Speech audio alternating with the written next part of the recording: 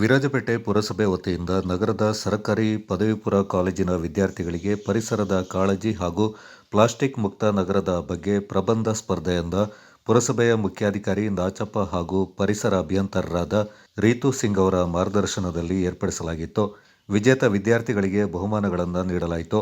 ಈ ಸಂದರ್ಭ ಮಾತನಾಡಿದ ಪುರಸಭೆಯ ಆರೋಗ್ಯಾಧಿಕಾರಿ ಕೋಮಲ, ವಿಶ್ವ ಪರಿಸರ ದಿನಾಚರಣೆ ಪ್ರಯುಕ್ತ ವಿದ್ಯಾರ್ಥಿಗಳಲ್ಲಿ ಪರಿಸರ ರಕ್ಷಣೆ ಬಗ್ಗೆ ಜಾಗೃತಿ ಮೂಡಿಸುವ ಕಾರ್ಯ ಪುರಸಭೆ ಹಮ್ಮಿಕೊಂಡಿದ್ದು, ಪ್ಲಾಸ್ಟಿಕ್ ಬಳಕೆಯಿಂದ ಸಂಪೂರ್ಣವಾಗಿ ಕೈಬಿಡಬೇಕು.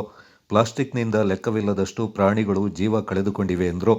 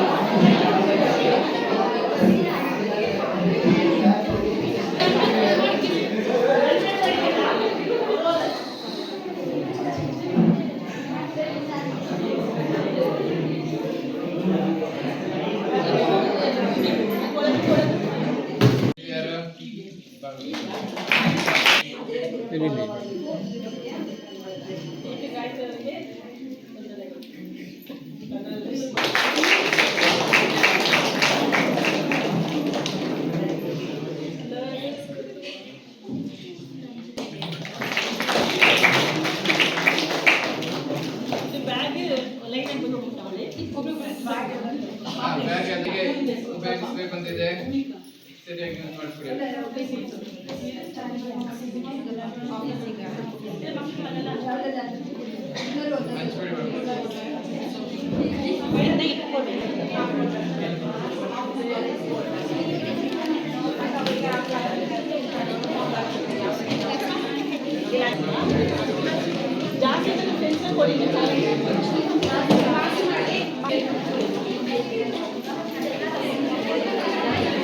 ಜಾಸ್ತಿ ನಂತರ ನಾವು ನಿಮಗೆ ಅದಕ್ಕೆ ಒಂದು ಕಾಟನ್ ಬ್ಯಾಗ್, ಯಾಕಂತ ಹೇಳಿದ್ರೆ ಪ್ಲಾಸ್ಟಿಕ್ ಯೂಸ್ ಮಾಡಬಾರ್ದು ಅಂತ. ಪ್ಲಾಸ್ಟಿಕ್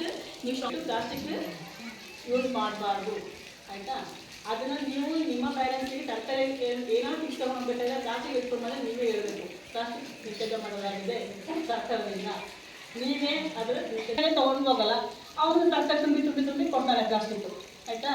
ಆ ಬ್ಯಾಗ್ ತಗೊಂಡು ಹೋಗ್ತೀರಾ, ಅದನ್ನು ತೆಗ್ದು ಬಿಸಾಕ್ತೀರಾ.